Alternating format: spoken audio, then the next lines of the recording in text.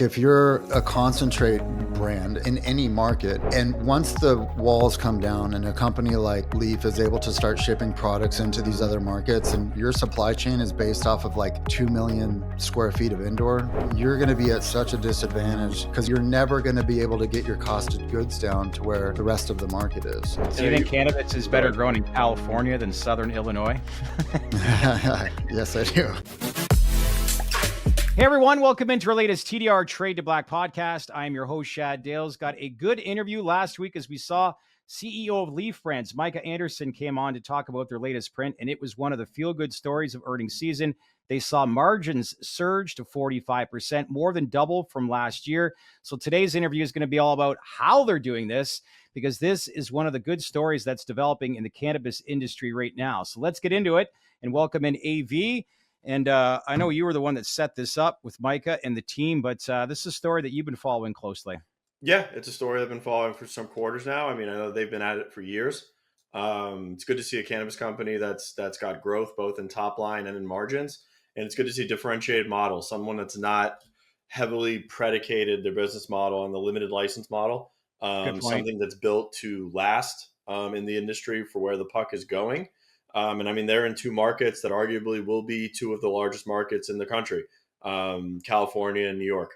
I'm assuming Florida ever goes adult use, that might be a logical step for them moving forward with how big this market could be. But those are two paramount markets off the bat that they can make a very, very meaningful business out of. Gotta love that turnaround story in New York.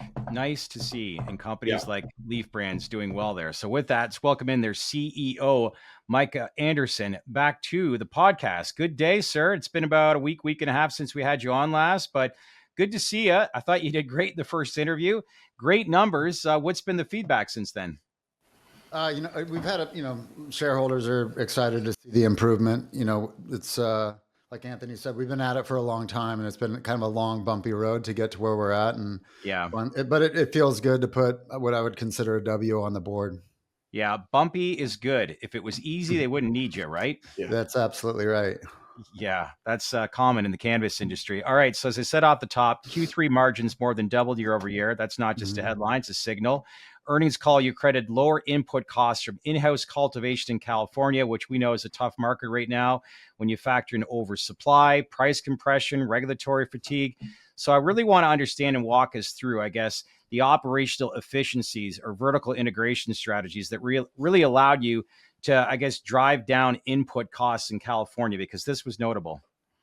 Yeah, I guess to give the listeners a bit of background on us. So we're at our core, we're an extraction company. We're based, first state we operated out of was California, and now we moved in recently into New York.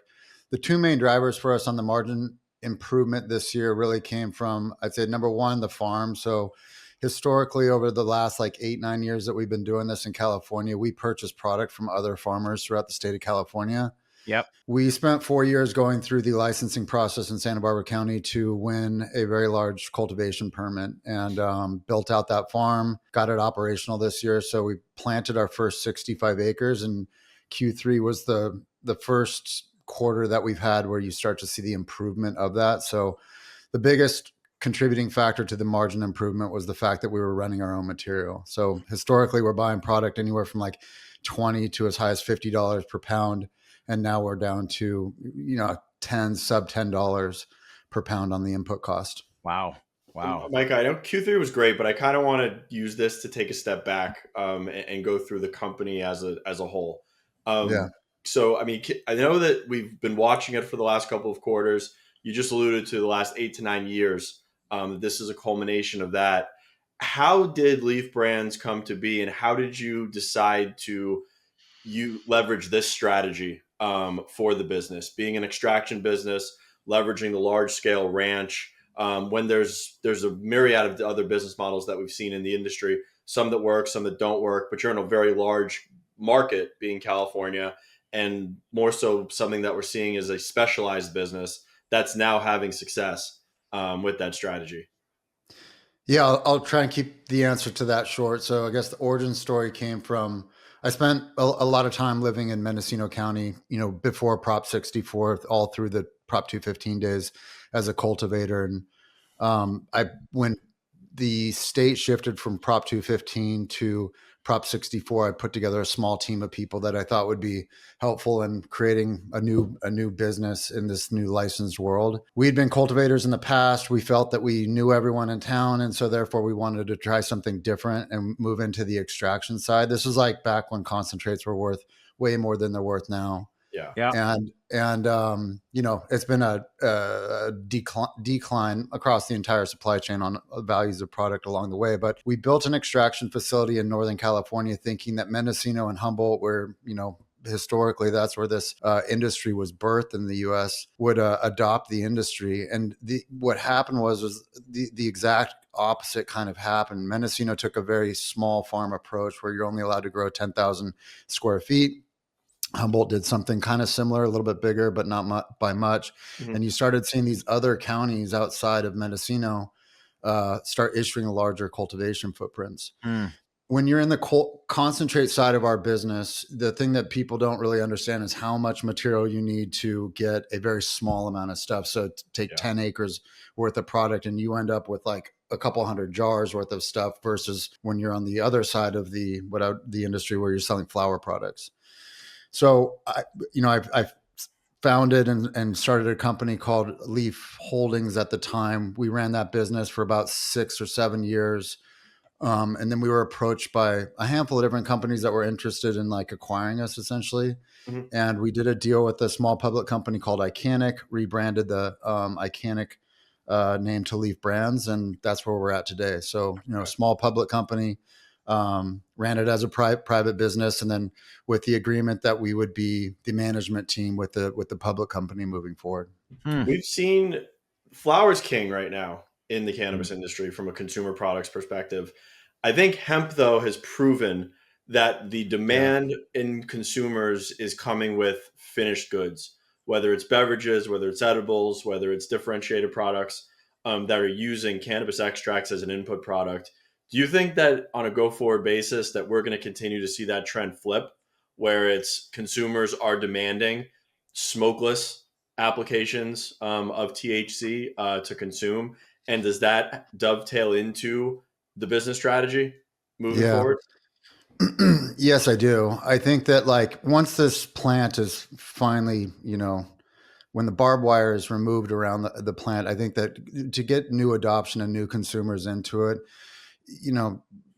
new cannabis consumers, I think, will definitely gravitate towards more low dose beverages and non-smokable type products. And I think that, to your point, I think that the hemp industry is proving that.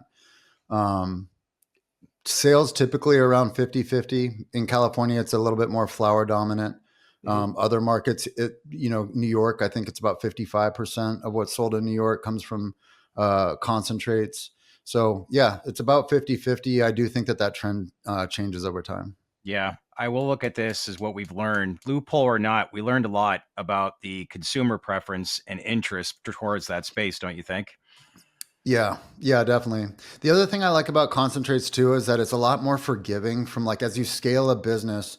Like, hats off to Glass House is kind of the other side of the coin, I would say, from what we do, right? They're the largest flower producer, I believe, in the state of California. But the problem with flower is like as soon as you grow it and you start to trim it and all that, there's a shelf life to that product. It starts to degrade, whereas concentrates, you're able to kind of preserve and lock in the value of that product, and it can sit on a shelf as long as it's taken care of for a long period of time, for a year, sometimes even longer. So it's one of the things I think is a benefit to what we do. Plus, when you're now on the cultivation side, which we are, we don't have to worry about it having this like bright, sparkly bag appeal that a flower producer would have to worry about. It's all being ground up in one way or another and going through 3 different extraction lines.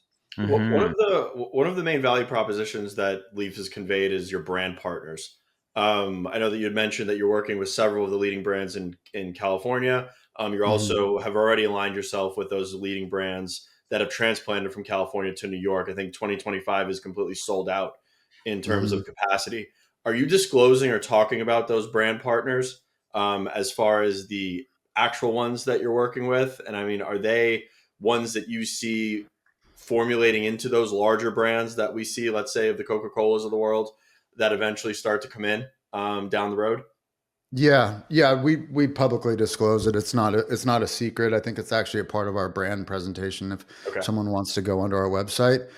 And I'm not saying that like these brands exclusively work with us. And in fact, I kind of advise a lot of them not to. I just think it's always good to have a belt and suspenders approach when it comes to your supply chain requirements. Mm-hmm. But from a strategy perspective, yeah, that's definitely one of the things that we focus on is like, let's focus on the top 20, 30 brands in California. And as we look to move into new markets, if we can build good relationships with these people and like just kill them with like excellent customer service, they're going to want to work with us in these other markets. And it provides predictability for us as we move into a new market and also predictability for them and their supply chain partner. And is that somewhat baked into the strategy now for, let's say, 5 or 6 years down the road when large CPG companies come in here, Nestle, General Mills, Coca-Cola, like, do you see them contracting with a manufacturer such as yourself versus reinventing the wheel and entering a business that is very nuanced and very specific that they don't have the knowledge to really just dive into right off the Yeah, bat? 100%. I think that like once back to the freedom term, like once the supply chain isn't so fragmented, you got different states and you have to handle everything so differently from market to market. Once that all goes away, big CPG brands, they're not going to want to mess with what we do. Maybe, I don't know. And so I think the strategy that we think about long term, and granted, this is like when I think of like a decade out, Long term. at some point in time, it will make sense for LEEF to be in the CPG business. Okay. But I've been more focused on like building what I'm considering like the foundation of our house. Let's get the slab right first. And just, knowing that you can't be great at everything. At least for us, that's the way that we feel about it right now. At some point in time, I could see a situation where it makes sense for us to start to roll in some brands into what we do. But for the time being, I think unless the next 2-3 years, I don't see that being part of the strategy. For those that have never been out to see your place in California, how big is it? Where is it located? And just get a better idea of the overall company itself. Yeah, so manufacturing is up in Northern California, a small little town called Willits in Mendocino County. We have a 14-acre piece of property up there, about 30,000 square feet of industrial space. I used to run a nursery business there many years ago where I would sell the picks and shovels, sell the cultivators in the county. We sold soil and amendments and things like that. Worked with the city of Willits to draft an ordinance in the early Prop 64 days, and that's home for us. So we built a pretty elaborate extraction facility. We're not the biggest by way of size, I'd say. I think that we're probably actually kind of on the smaller side, but the team's done a good job of like utilizing the space efficiently. So we have 3 main extraction lines up there, an ethanol line that we use for distillate, hydrocarbon line for a whole fraction of different things, and then a solventless line for the rosin products. That's also home to our distribution license, which we leverage for transportation and testing. Then we have a big farm in Santa Barbara County. We bought a 2,000-acre ranch, won a 187-acre land use permit, of which we've built out roughly 65 acres of that. We're about halfway through our fall harvest right now as we speak. Bunch of that material is going into the frozen side. That was one thing, we put out the Q3, and just to, take a little bit of a left turn here for a second. So the numbers, I think one of the things that's exciting to us about the numbers is that we did double our margin profile. And that really only came by way of like a half of the quarter. We started selling our own product through one of the extraction lines. So we haven't seen the improvement from the hydrocarbon line or the solventless line. And we will start to see that in Q4 and then going into the rest of 2026. Back to your question, we have one retail location, which we acquired about three years ago. It was a project I was involved with, even prior to LEEF. We did a management service agreement with Glass House and a supply agreement. So Glass House actually manages that store for us. And then we had a supply agreement from them just for the products that we needed. Good company to be working with, right? Yeah, totally. They're great. Yep. They've got a great team. They're super professional, and they've got the retail like scale that we didn't have. I think if you're going to do retail, like doing one store is tough. It doesn't make economical sense. They've got, I think 10 or 11 of them now. So we're able to kind of participate in the purchasing power that they have, which is good. And that's California. And then in New York, we've got We purchased a tier 1 processing license, where I have to be careful with what I say here. We're in the process of finding like a long-term home for that. And we're working on getting some cultivation into the company over there as well. I think that that's one of the things. I really just want to be able to replicate what we do to where it's just apples to apples. So when we're talking to a Kiva or whoever it is, a Wild, or, we can really say that, like, look, we're going to run the same genetics through the same SOPs, through the same equipment, and your coffee, as if you were Starbucks, is going to taste the same in California as it does in New York. Yeah. We've heard a lot of positive things coming out of New York in terms of market growth. Obviously, it's working for what you guys are doing as well. What's been one of the most difficult things that you've encountered with entering the New York market, or something that the New York market still needs to get right to take it to the next level? I think one of the more challenging things that we've dealt with in New York is just new operators that haven't seen the movie yet. And I feel like the fact that we've been in California for so long, it's like trying to talk to cultivators or brand operators that just believed the headlines that were around a year ago, where everyone was going to get rich and this is going to get easy and this is going to last forever.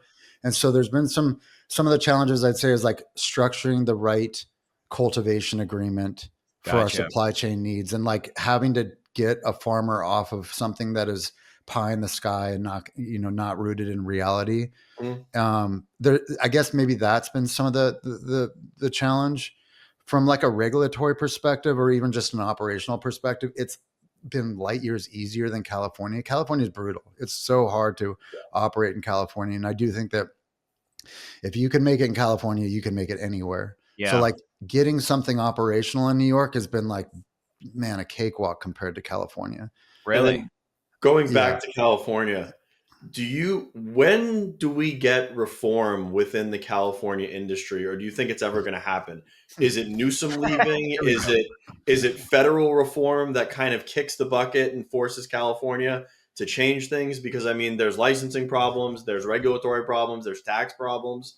Like the California market could be perfected to be a dominant market in the States. And it's just, we know the problems. It seems to be the bureaucracy just doesn't want to allow things to get done. Yeah. I know all the MSOs and a lot of companies don't like touching California because of how ass backwards it is. And they're not wrong. But I think at some point in time, that is going to shift, and California is going to make a lot of sense. And you're actually going to be at a real strategic disadvantage if you don't have some sort of foothold there. Wouldn't that be nice? We always talk about Florida and if it'll pass, but imagine a state like California just presenting the opportunity that it should and what it would do for this space. If you're a brand, you need to be in California. Yeah. Like, I think that's 100% fact. And I also think that, like, if you're a concentrate brand in any market, and once the walls come down and a company like LEEF is able to start shipping products into these other markets, and your supply chain is based off of like 2 million square feet of indoor, you're going to be at such a disadvantage, because you're never going to be able to get your cost of goods down to where the rest of the market is. And so that's when California, just like the food industry, right? It's just like, it comes from California. I mean, we're seeing it in even just our yields in New York. New York, you can grow outdoor and you can be successful there, but yields and quality compared to California, they're not the same. And at some point in time, when those two markets are competing, it's going to make a lot of sense for New York cultivators to wind that down, because they're just not going to be able to compete. So you think cannabis is better grown in California than Southern Illinois? Yes, I do. A tad. But when we look back at this stage of the industry, I think we'll look back and go, what? And realize, hopefully one day we do see interstate commerce, but we understand, not only is California the most viable state, but could be the most viable area in the world. So time will tell. Right? I agree. And Anthony, to your question, I really don't see any change in California. Like, I know that there's talk of it, and I think that the head of the DCC, Nicole Elliott, I believe she's actually stepping down at the end of the year. And I just don't see like it's either going to need to come from the feds coming in and saying, we're just going to clean this up for you guys, or we need like real leadership change in California. Okay. And that's unfortunate. I mean, because I'm not trying to be pessimistic. It's like trust me, I'm rooting for it. You know, Micah, you bring up a good point, though. It's just like you got to be battle tested anywhere in the country. California is obviously that, stepping ground. And if you can survive in California, you can survive anywhere. So just what I'm hearing from you, it's been a cakewalk as far as these licensing agreements in New York because of what you learned in California. So another example that people that are trying to not get by, but have established themselves in California, the level of education seems to be a lot more advanced from the East Coast, does it not? Say that one more time. I just want to make Just sure I as far understand as like the industry being advanced more and understanding just, operating a business in California, if you can survive and thrive, do you feel like Oh, people are yeah. just a lot more educated and more advanced than people from the East Coast? 100%. Because it's like in California, we've gone through the ebbs and flows to where like you really need to understand your cost of goods. You have to understand how to like run lean and mean. And like in some, I only have experience operating in one other market now. And what I've observed is that New York isn't there yet. They haven't seen what will and it will come for sure. But they haven't been through it yet. Do you think people need to really go to, I don't want to say business school, but need to go to Michigan or go to California and understand really what's going on from a business standpoint to really be battle tested, to efficiently run these businesses to where it's what it's going to look like eventually in markets like New York? Yeah, I would just say, be open minded to listening to people who have been in some of the battle tested states. Yeah, good point. How much around your business or how much focus does LEEF put on genetics? We've had some conversations with people around diploids, triploids, just genetics that are yielding higher yields on an outdoor basis. I mean, how much does that play into the business model, or how much emphasis are you looking towards that stuff currently? Yeah, it's important. We've got a partnership with a group here in California called Lifted. They're one of our other farming partners, Mm-hmm. and had a 1 acre nursery project with them for the past couple of years. Where that's what we're focused on. Leading up to that, we were definitely focused on working with different cultivators in Mendocino. A lot of the genetics that were around a long time ago, we're trying to like preserve those just to not lose them. It's extremely important though, in the sense that like for on a large piece of property, the way that we're farming, I mean, Yeah. yield out of the field is one thing, and to like have strains that yield well. So on a per acre basis, if we're able to average 10,000 pounds per acre versus 14,000 pounds, obviously there's a huge difference there. But then also for our business, more importantly, it's what does that product do when you run it through the extraction lines? Mm-hmm. Because you might have one strain that does 14,000 pounds per acre, but when you run it through your extraction line, it does 2% less than what the other varietal did. And there's a business decision there that you need to make to where it's like, no, this strain that looks like it does well actually doesn't. Okay. And so we've been tracking and preserving that data since we got going. So we've got about 8 years worth of that data. So we know what works well, through what strains. And yeah, so it's extremely important. And then I know we had shot to let off with margins, and then you had, I think, alluded to the two other business units that were solventless and was it hydrocarbon that you had mentioned. Are those methods of extraction, or are those products higher margin products versus what you're producing now? And do you expect that to expand margins in the future once those business units are moving within the footprint? Yeah, definitely. I think, hydrocarbon makes up, so distillate makes up about half of our business. Hydrocarbon and rosin makes up the other half of our business. Once we start running our own material, like our own frozen product, I think that we're definitely going to see margin increase, of course. And you typically see a bit of a higher margin profile on those two particular extraction lines than you do on distillate. Distillate's like great for liquidity. There's a big demand there, but it's typically a lower margin product. And then with hemp, I've got to ask, because you're an expert on extraction. Yeah. We've seen intoxicating hemp products surge in popularity. We've seen people use quote unquote hemp biomass in the extraction products to create the input products for these things. If there is, let's say, regulation around the THC molecule, there's no more hemp, there's no more cannabis, it's just THC. From a business standpoint, does it even make sense to use hemp anymore in those input products versus like a higher yielding cannabis plant if it's all put on the same field and it's level? No, No, in my opinion, the answer is no. I mean, if you're truly growing hemp and you're unable to go run it through a synthesized process to turn it into, Delta 9, Mm-hmm. if they get rid of that, kind of to what Rand Paul was recommending, right? He was Yeah. like, hey, let's not destroy the hemp market. Let's just figure out a way to get the non-natural conversion products that are in the market out. I think that was the right. He's correct on that.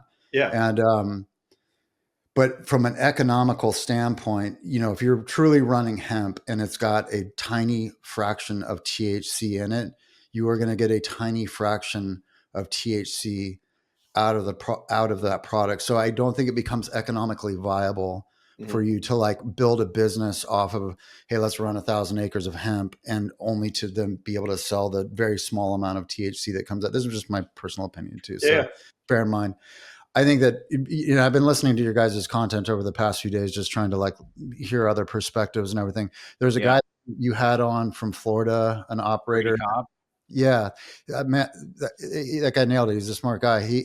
And I think that the solution has to come from a one plant policy. Like this thing, you got to get rid of this hemp versus cannabis, and it's one plant. It's the same damn thing. And because then it's like, if you can, and I don't know how to set this up. I'm not the politician, but if you could separate the sales channels that this product or this plant can go through by way of potency, got the medical side, the recreational side, and have low dose versus high dose through potency. I think like that's the way that you would, what am I trying to say? I think that that's a wiser way to go through it than to what your question is, Anthony, is it economically viable to grow a bunch of CBD product and sell the THC out of it? I think that the answer is no. Correct. That's why I saw somebody earlier today on Twitter and they're like, well, the future of the THC royalty in America is going to come from the farmers in Kentucky. And I'm sitting here thinking to myself, I'm like, no, it's going to be California. Like if there is a one molecule regulated solution to where THC is finally unlocked, California is going to lead the world and it's going to lead the United States in 100%. cannabis the same way it does with wine. I don't really see it happening any other way. Just from the geography, the history, the infrastructure that's there. I mean, to me, it's California. Yeah.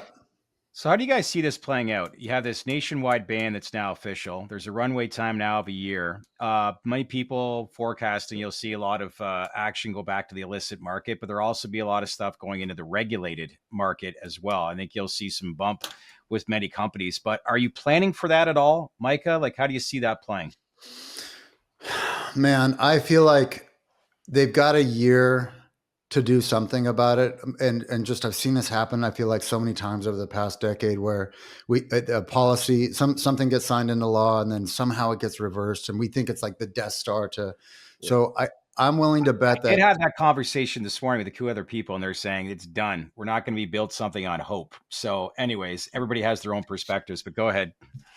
Yeah, I feel like 1 year is a long time. I kind of feel like this whole thing, and this is just, I'm not trying to sound like a conspiracy theorist, but this whole thing is like a setup in a way as a way for Trump to have political cover to actually do something. I've been pretty bearish about since we got going in this over the past 8 years about them actually doing just start with rescheduling. I actually think I'm more optimistic about it now than I have been. And I think that like, if, Tucker came out and did that thing, then Sean Ryan came out and kind of backed him up with it. I don't think that was by happenstance. I think that was intentional. And now it kind of like okay, so this law changed. There's all this hysteria that's going to come about as a result of it. And I think AKA rescheduling is what you're thinking. Yeah. And I think Trump comes in and says, this whole thing's screwed up and, I've got the solution and I'm going to save this thing. I wouldn't be surprised if that, ends up being what happens. Yeah. Logic tells you that's what should happen. Yeah. I mean, that's what I think we're going towards. Cause I don't think there was any other way to get the synthetics and the THCA flower reeled in outside of what they just did. And I don't agree with it. I don't think it should have been a ban. Yeah, me but I neither. don't think it's going to be one that sticks. Yeah. I think he's got some sort of silver bullet, and maybe it's just being overly optimistic, but I think they have some sort of silver bullet that they're going to come and be like, look, this is how we're going to regulate cannabis. This is how you're going to have access to product. And we just fixed the situation. Yeah. Mhm. Yeah. When it happens, that's to be determined. Valid Yeah. points, that's for sure. So we look at this, as I said off the top, margins surged to 45%, double from last year. You're working with some strong brands. What does brands say about you? Why are they like, you're doing a good job? This isn't about, hey, we run a good business and we know what we're doing, but the money you've invested in your company, the infrastructure that you built, the relationships that you're building. What's the common feedback that you get with companies that work with you? That we're easy to work with, and that customer services we have 3 core values. Customer service is at the top of the list. And it's just like, people want to work with people that are easy to work with and solve their problems. And so that's something as a company that we really focus on. It's like, look, we're going to make mistakes. And when we do, we need to own them, and we need to make sure that we own them quickly and come to some sort of solution so that they don't have hiccups in their supply chain needs.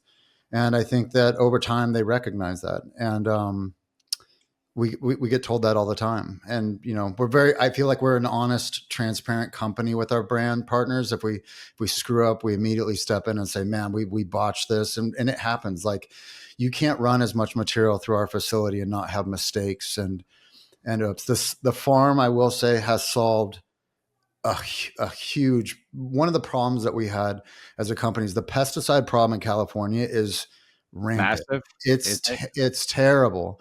And so, prior to having such a large amount of product that's truly non-detect, we would have to purchase from people all over the state. This is not the cannabis farmers' fault. They have good practices. It's that they have the wrong neighbor, or the wind was kicked up on the day that the I'm vineyard down sure. the Oh, road. wow. And so, How do you manage that? You don't. like, through a not well, you put in processes and procedures to try to do it, but there's always slippage. So the way that I'm we would sure. do it is we have very strict SOPs when it comes to testing. We test on the field at the farm that we're purchasing from, and then it comes to our facility. We do micro extraction tests based on batch sizes to really try and find out if there's anything in that product. Mm-hmm. But sometimes you miss something and one bag gets through. And so that's something that's been a huge benefit to the business over the past few months. What do you think is the most common problem that people come to you with all the time when you say you answer and resolve their problems, I guess? Quality or spec issues. So every brand is different in the formulations and the spec at which they want their product. So, like, let's just say you're a vape company and you have very specific, like, it has to be 94%, it has to be non-detect, and I'm doing a 30-70 blend with a botanical terp, and it needs to work in this apparatus. We'll help with that to make sure that that's.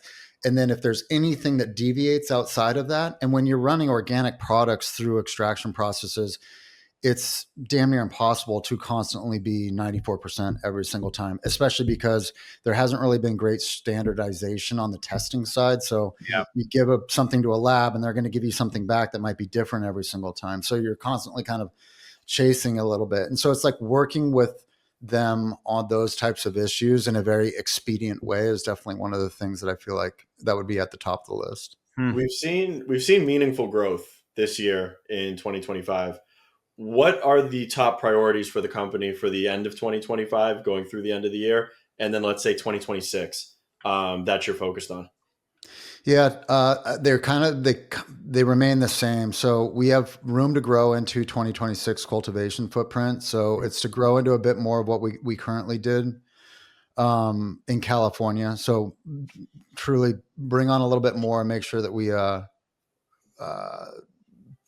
plant more varietals so that we have an even bigger menu going into 2026.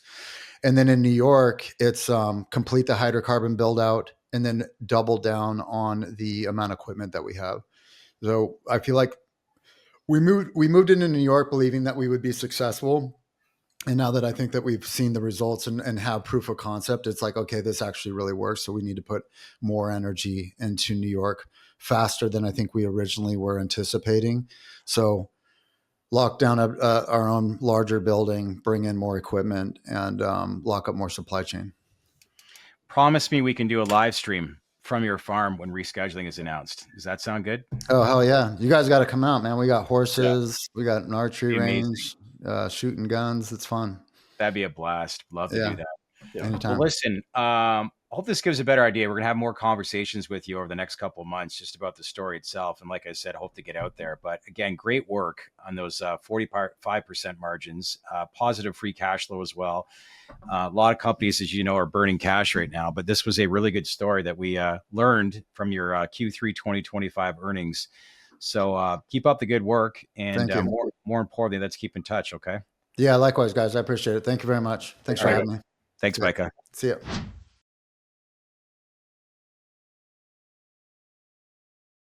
Hey everyone, thanks again for watching here today. Listen, if you're getting value from us here at TDR, make sure to check us out at TDR Plus. It's our exclusive membership community. Why? Well, you'll see CEO interviews that go beyond business, showing a personal side that you won't find anywhere else, including the biggest names in the industry. Plus, you'll get insights from analysts and day traders on where the industry's headed, both short-term and long-term, and a direct chat group with our team. It's only $7 a month, just 25 cents a day, and it helps support everything we do here at TDR. If you want to join, just click the join button below and become a TDR Plus member today. And once again, a big thank you for being part of our community. So that's it for today. And again, thanks for watching, and I'll see you next time.